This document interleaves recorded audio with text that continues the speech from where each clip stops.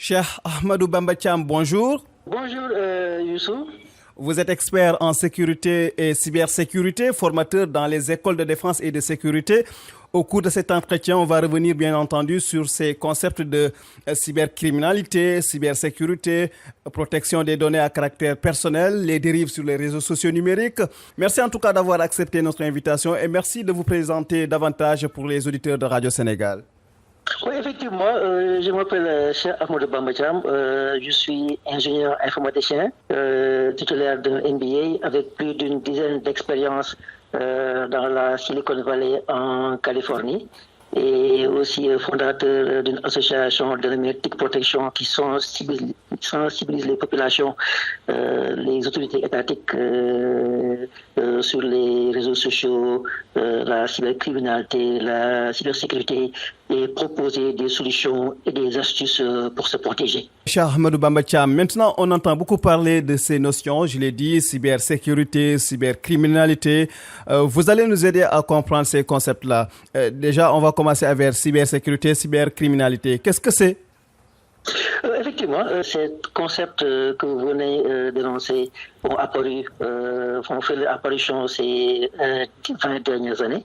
Pour le cas de la cybercriminalité, nous savons tous que les mêmes systèmes d'information, les technologies qui nous ont permis d'améliorer nos conditions de vie, nos conditions sociales, de travail et professionnels se sont retournés contre nous en créant la cybercriminalité, qui est un acte criminel, comme nous le savons, qui implique l'utilisation des technologies de l'information et de la communication à des fins criminelles. Soit comme cible, on peut donner comme exemple les utilisateurs que nous sommes, les personnes lambda, les entreprises, les gouvernements, les États. Et comme outil, on peut citer l'Internet, le téléphone que nous utilisons en ce moment, les réseaux sociaux ou les deux. Parce qu'une cible peut effectivement être un outil. Parce que si un ordinateur attaque un autre ordinateur, c'est un outil qui attaque un autre outil. Et comme exemple aussi, on peut donner de nos jours des exemples comme le piratage des comptes, que ce soit des comptes Internet, des comptes de réseaux sociaux, les arnaques en ligne, les escroqueries, les diffusions de contenus illégaux, les diffusions de fausses nouvelles, l'harcèlement qui a pris des dimensions inquiétantes, les fake news, la diffusion de fausses nouvelles, la diffamation et tout ce dont on vit ces 5 dernières années. Pour le cas de la cybersécurité, donc effectivement, même dans la vie active, quand on parle de criminalité, je n'ai pas besoin de vous donner des exemples de criminalité, parce que nous les vivons depuis des centaines d'années. La solution à la criminalité est effectivement la sécurité. De la même manière, la solution à la cybercriminalité est la cybersécurité, qui est juste pour la définir un ensemble de solutions, que ce soit techniques et non techniques, pour effectivement lutter contre la cybercriminalité. Comme solution technique, on peut citer juste comme utilisation classique les antivirus que nous utilisons, que pour le cas des entreprises mettent en place des systèmes pour résister contre les attaques informatiques, et aussi pour les États pour mettre en place des systèmes, des solutions stratégiques pour lutter contre les cyberattaques, et effectivement pour protéger les infrastructures critiques qui, lorsqu'elles sont attaquées, peuvent avoir des conséquences désastreuses dans la souveraineté, dans la vie des populations, ce qui nous induit à la cyberdéfense qui résume effectivement ces solutions pour protéger les systèmes informatiques des États, en même temps aussi les systèmes d'infrastructures critiques, effectivement, qui pourraient avoir des conséquences sur la vie des populations. Oui, Bamba, j'ai envie de vous poser cette question. Qu'est-ce qui se passe dans nos sociétés? Parce que vous-même, vous l'avez dit tout à l'heure, on assiste aujourd'hui à des dérives numériques inquiétantes, telles que le cyberharcèlement, les fraudes, les piratages de données, usurpation d'identité, atteinte à la vie privée, les fake news. Sans oublier, Bamba, la prostitution en ligne, beaucoup d'actes malveillants. Aujourd'hui, est-ce que c'était réellement le but de l'Internet? Que vous l'avez bien expliqué, donc l'Internet, tout au début, a été créé pour effectivement améliorer nos conditions de vie, sociale et puis de travail.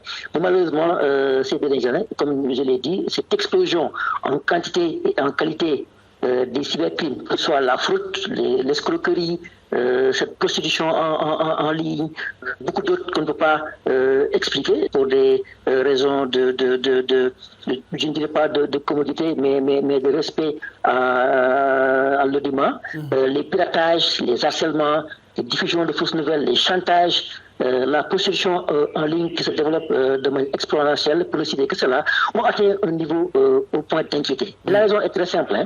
Le caractère transnational d'Internet, la commodité, la disponibilité, la facilité offerte par ces plateformes de réseautage social, l'anonymat qu'offre Internet. Nous savons qu'une personne, par exemple, peut se trouver n'importe où dans le monde et commettre son forfait sans presque aucune inquiétude.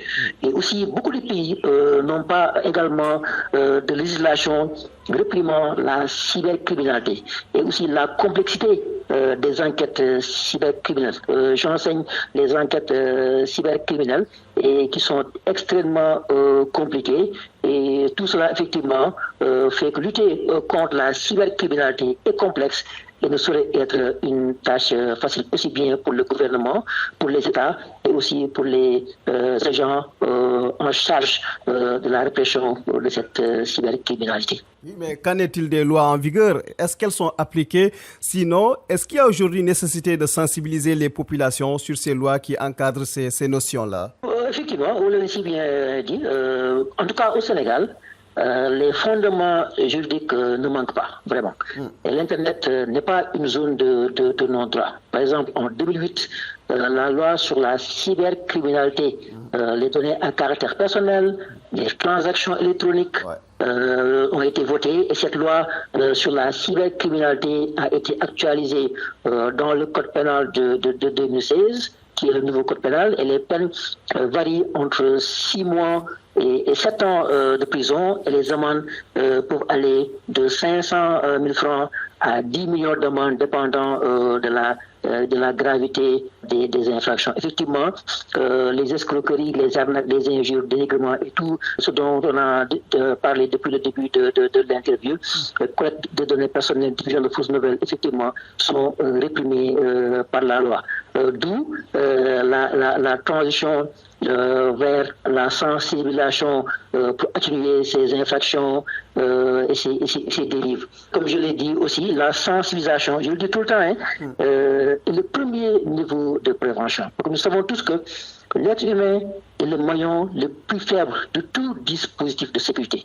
D'où la nécessité de les outiller pour une utilisation responsable, une utilisation d'Internet plus saine, des réseaux sociaux, promouvoir une culture de cybersécurité. En tout cas, à mon avis, et je parle sous votre compte parce que ça fait plus de 10 ans que vous couvrez nos événements, j'organise tout le temps, chaque année, des événements d'envergure réunissant les forces de défense et de sécurité, la police, la gendarmerie, les armées, l'administration pénitentiaire, pour ne citer que cela, les représentants de toutes les couches de la population, ainsi que les médias, de tout dans le but de sensibiliser aux dangers liés à la cybercriminalité, à l'usage d'Internet, des technologies numériques. Et ces initiatives, effectivement, en plus d'autres initiatives, contribuent effectivement à renforcer la culture de la cybersécurité et aussi à favoriser une mobilisation collective face aux menaces numériques. Comme vous l'avez si bien dit, l'objectif en fait de cette sensibilisation que je crois être la première solution vise à effectivement la promotion de l'utilisation du numérique de façon responsable et aussi à renforcer la prévention face à la cybercriminalité et plus particulièrement aux cybermenaces.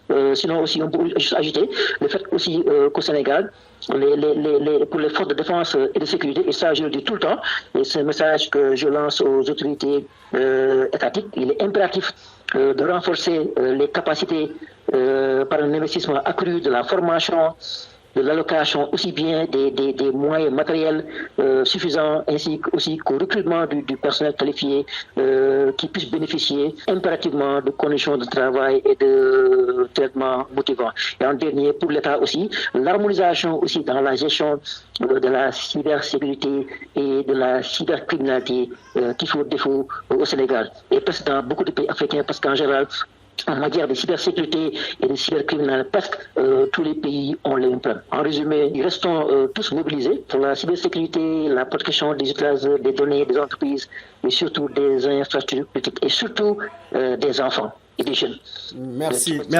Merci infiniment, cher Ahmadou Bamba Thiam. Vous êtes expert en sécurité et cybersécurité. Merci en tout cas d'avoir répondu à nos questions. Vous étiez l'invité TIC de Salam Sénégal de ce dimanche. Merci également à nos fidèles auditeurs. Retrouvez ce numéro en replay sur les plateformes digitales de la RTS. Rendez-vous dimanche prochain, Inch'Allah.